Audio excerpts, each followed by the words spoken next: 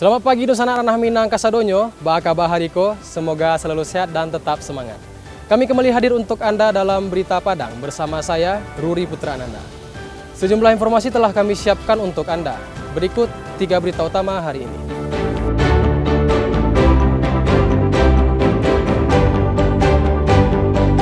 Harga ayam potong di Pasar Raya Padang naik.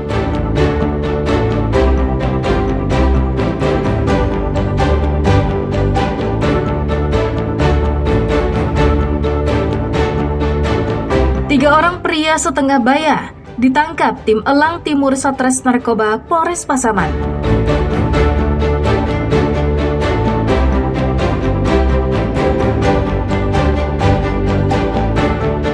Meriahkan HUT ke-80 kemerdekaan RI, atlet taekwondo berlatih dengan suasana nasionalisme.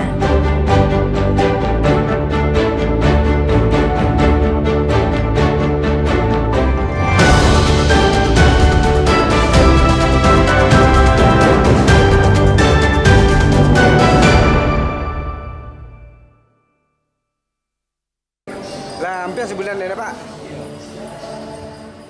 Harga ayam potong di Pasar Raya Padang sejak sebulan lalu naik. Ayam potong ukuran sedang saat ini dijual Rp45.000 per ekor. Sebelumnya hanya dijual Rp40.000 per ekor. Ayam potong ukuran sedang saat ini dijual Rp45.000 per ekor. Sebelumnya hanya dijual Rp40.000 per ekor. Jika membeli ayam dengan patokan berat, maka pedagang menjualnya Rp30.000 per kilogram, naik Rp5.000 dari biasanya. Pantauan di Pasar Raya Padang, akibat harga ayam yang mahal dari tingkat agen ke pedagang, menyebabkan banyak lapak pedagang yang kosong. Selain itu, pengunjung di los ayam juga sepi dari pembeli. Edi, salah seorang pedagang ayam di Pasar Raya Padang mengatakan, daya beli masyarakat saat ini jauh berkurang. Seharusnya, jika daya beli masyarakat berkurang, harga ayam semakin murah dan pasokan ayam juga meningkat. Namun yang terjadi dalam 1 bulan terakhir malah sebaliknya. Harga ayam makin tinggi. Sementara pasokan ayam dari agen atau perusahaan penyalur juga berkurang. Kurangnya pasokan ini diduga ayam lebih banyak dijual oleh agen ke provinsi tetangga seperti Riau dan Jambi. Kalau naiknya sudah cukup lama, soalnya sekarang daya beli orang tuh memang berkurang. Jadi kalau dipikir-pikir sebenarnya kalau dengan daya beli orang berkurang, itu harga kan agak turun. Kenyataannya sekarang harga malah nambah. Kalau untuk harga saat ini, untuk ayam rumah tangga itu berkisar 42 sama 45.000 per ekor. Sementara sebelum-sebelumnya 40.000 per ekornya. Per kilo sekarang 30.000 per kilo. Kalau kemarin tuh 25.000 per kilo. Pedagang berharap pemerintah bisa mengatasi kelangkaan ayam potong yang mengakibatkan harga ayam menjadi naik. Robiham melaporkan dari Padang.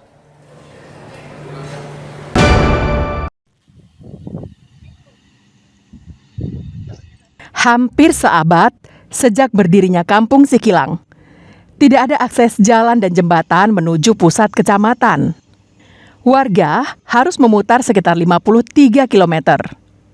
Perjalanan sejauh itu masih harus disambung menaiki ponton untuk menyeberangi sungai. Namun itu cerita dulu. Kini harapan warga mulai terwujud. Saat ini Pemkab Pasaman Barat sedang membangun sebuah jembatan penghubung dari Jorong Sikilang menuju pusat kecamatan Sungai Aur. Jembatan dengan panjang 65 meter dan lebar 6 meter ini juga menjadi jalur evakuasi jika terjadi bencana tsunami. Pasalnya, Jorong Sikilang, Nagari Sikilang, Sungai Aur Selatan, tinggal di pesisir pantai. Pembangunan jembatan ini sudah masuk di tahap 2 dan proses pengecoran lantai. Jembatan ini selesai dibangun tahun ini juga. Sehingga warga bisa menggunakan jembatan penghubung ini ke pusat kecamatan yang berjarak sekitar 19 km. Anggapan kami sebagai masyarakat sangat gembira kan. Kenapa itu Pak? Lantaran hubungan antara desa, kalau siap jembatan ini, itu kan perekonomian masyarakat Sikilang makin meningkat. Dulunya susah kali hubungan dari Pejorangan Sekilang ke kecamatan susah banget. Lantaran hubungan jalan ini, Pak. Ini alhamdulillah ini sangat dekat untuk menempuh jarak ke kecamatan. Kalau perkiraan kami kemarin dalam hitungan kami itu dari Sekilang ke Polsesnya Haur itu hanya sekitar 19 km. Jalan sebelumnya itu kami berputar Pak, malah kadang-kadang untuk ke kecamatan putar dulu lewat Sasa, Kasih Pengampat baru ke kecamatan. Atau kalau enggak ada jalan yang barangkali sebagian masyarakat sudah tahu itu menempuh ponton istilah kami ya. Selain itu, warga juga berharap jalan ke kampung mereka bisa diperbaiki dan diaspal. Karena jalan menuju kampung mereka sebagian masih jalan tanah dan jalan berkerikil. Safatul Ulum melaporkan dari Pasaman Barat.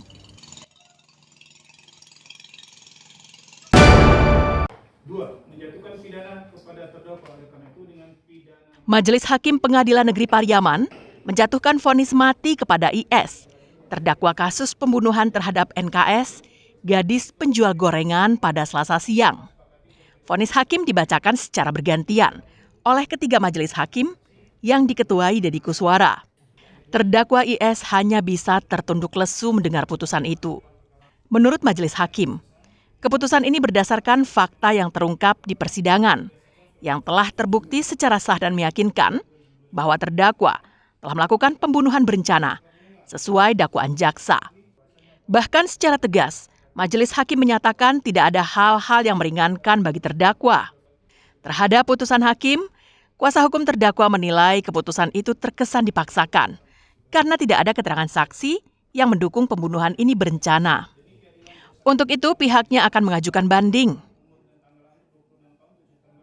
Dari fakta persidangan, dari saksi pertama sampai terakhir, kami tidak menemukan adanya unsur dari pembunuhan berencana tersebut. Nah, kami menilai Tali Rapia ini adalah ikon untuk memaksakan pasal 340 terhadap pembunuhan berencana dari klien kami. Menurut jaksa penuntut umum, putusan vonis ini telah sesuai dengan fakta persidangan dan juga sesuai dengan tuntutan yang diajukan, yaitu hukuman mati. Terhadap putusan terdakwa Indra Septiarman tersebut telah sesuai dengan apa fakta-fakta yang terungkap dan tersaji di persidangan sebelumnya. Dan itu pun juga telah kita sampaikan pada tuntutan pidana kita terhadap terdakwa Indra Septiarman dengan tuntutan mati.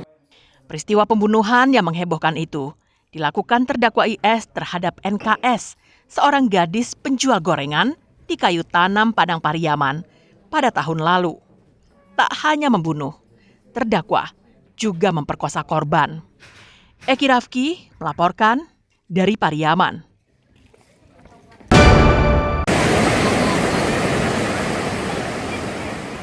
Warga nelayan Pasir Baru, Sungai Limau, Padang Pariaman, terutama kaum ibu dan anak-anak, beramai-ramai pergi ke pantai untuk mencari pensi, atau lebih dikenal warga dengan nama Imis.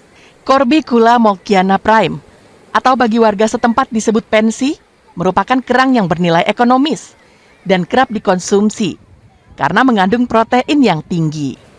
Kemunculan pensi yang dalam bahasanya disebut kerang kecil, sepekan terakhir, yang sangat banyak di bibir pantai ini, menjadi berkah tersendiri bagi mereka. Dengan mudahnya, setiap orang bisa mendapatkan pensi sebanyak-banyaknya. Bahkan banyak warga yang sampai mengumpulkan pensi hingga 10 kg. Modalnya hanya dengan membawa saringan plastik. Setiap orang bebas mengumpulkan pensi, baik untuk dikonsumsi sendiri atau dibagikan ke saudara. Peristiwa ini adalah fenomena alam dengan jumlah yang banyak. Warga tidak menyangka bisa menemukan pensi dengan jumlah yang sangat banyak. Hal itu di luar perkiraan mereka. Namun keterangan nelayan setempat, peristiwa ini merupakan hal yang biasa dan selalu berulang setiap 15 tahun. Di dalam itu diambil pakai penyaring itu biar pasirnya keluar. Biasanya dapat berapa tuh nih?